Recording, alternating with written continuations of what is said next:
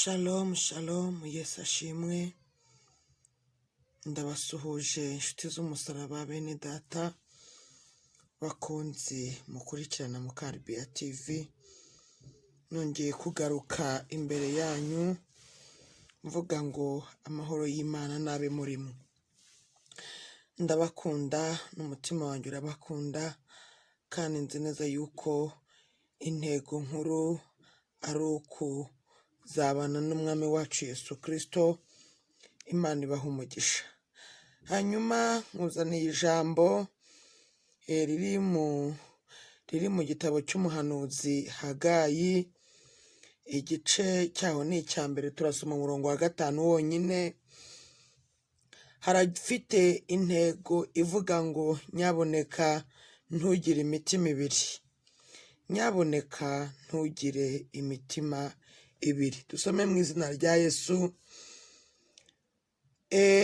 Noneho rero Uwiteka Nyiringabo aravuga ati nimwibuke ibyo mukora. Imana ituganze cyane. Noneho rero Uwiteka Nyiringabo aravuga ati nimwibuke ibyo mukora.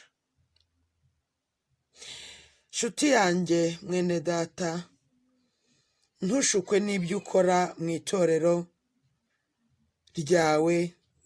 Ntawe idini rizajyana mu ijuru. Ibyo ukora bishobora kuba bigutunganiye ariko bidatunganiye Imana. Ushobora kuba utunganiye itorero ryawe ariko udatunganiye Imana. Ushobora kuba wanditswe mu gitabo cy'itorero ryawe ariko utanditse mu gitabo cy'ubugingo. Ushobora kuba warabatijwe ariko ukaba urutwa n'umupagani. Imana ishimwe. Ukaba urutwa n'umupagani ukora iby'Imana ishaka. Hari abapagani batagera no mu nzu y'Imana ariko bagakora iby'urukundo rw'Imana. Ushobora kuba urimo gukorera Imana ariko Imana yo ikubona ko uri umukozi wa Satani. Imana idutabare cyane. Ushobora kuba umaze imyaka n'imyaniko mu itorero ariko ukaba urutwa n'umukristo wabatijwe uyu munsi, wabatijwe iyi tariki. Imana idutabare cyane. Ushobora kuba uri umuyobozi ariko ukaba utabasha kwiyobora inzira ijya mu ijuru. Imana itubabarire cyane. Ushobora kuba uri umukristo ariko ukaba utizera Kristo. Imana iduhe kube maso. Satani afite imitego myinshi. Ndashaka kukubwira ngo twebwe buri wese wibwira ko ahagaze, Imana imuhe kwirinda atagwa. Turacyari mu rugendo. Hari agatekerezo kamwe nkunda k'umupasiteri umwe yari afite ingeso mbi yo gusharirira cyane abo mu rugo rwe, cyane cyane umugore we. Iyo yabagariwe abo mu rugo bose ntawabashaga kwisereganya. Kubera iki? Kubera gutinya ko yamubonaga akamucagaguza amagambo akarishye. Uyu mugabo yari afite uburyo yihariye bwo gucocorana,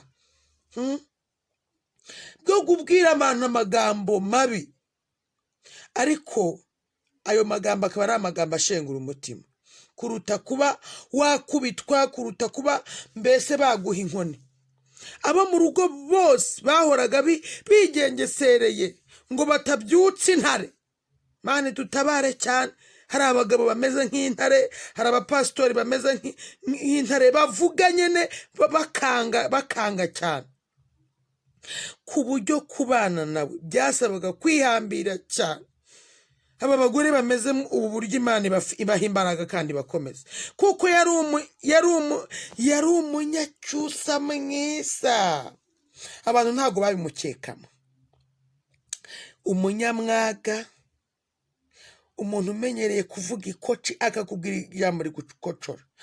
Ariko kandi uyu mupasiteri yari afite impano yo kwigisha neza abantu bagafashwa bakuzura umwuka wera.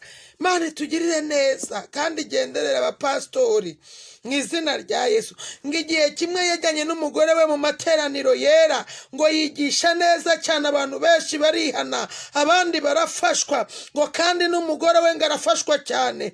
Ngo ubwo uwo mugore yamwumvaga yigisha akagereranya nuko amuzi mu rugo, agahinda kakamwica, akagira umubabaro, akavuga ati Mana kubera iki mu rugo bigenda gutyo? Arangije aravuga ngo Mana Uwiteka ushobora byose we, kuki udahindura imico n'ingeso mbi by'uyu mugabo wanjye? Koko umugore ararira, mbese koko akibaza, ese koko Mana azarimbuka? Ngo nuko umugabo arangije kubwiriza ngo aza kubwira umugore we ati haguruka dutahe sheri. Ngo nuko wa mugore aramubwira ati ntabwo nshaka gutaha mu rugo, reka. Umugabo aramubaza ati kubera iki? Hari igihe umuntu agira ingeso ntamenye ko ayigira, hari igihe umuntu agira kamere ntabimenye akabibonwaho n'abandi, hari igihe umuntu aba mu buzima akumva ko nta kibazo kandi akavuga Imana idutabare cyane, ariko abandi bazi ko ingeso atari nziza. Umugabo abaza umugore ngo kubera iki dushaka gutaha mu rugo? Umugore aramusubiza ati iyo uri mu rusengero uba umuntu mwiza w'Imana, ariko wagera mu rugo ugahinduka intariryana. None ndibera hano mu rusengero kugira ngo ukomeze kuba umuntu mwiza. Imana idutabara, Imana itugirire neza, Imana itwiteho. Nshuti yanjye mwene data, ndagukumbuza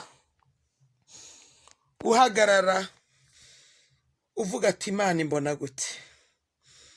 Ndagira ngo nkubwire ngo bitekerezeho nawe witonze, bitekerezeho.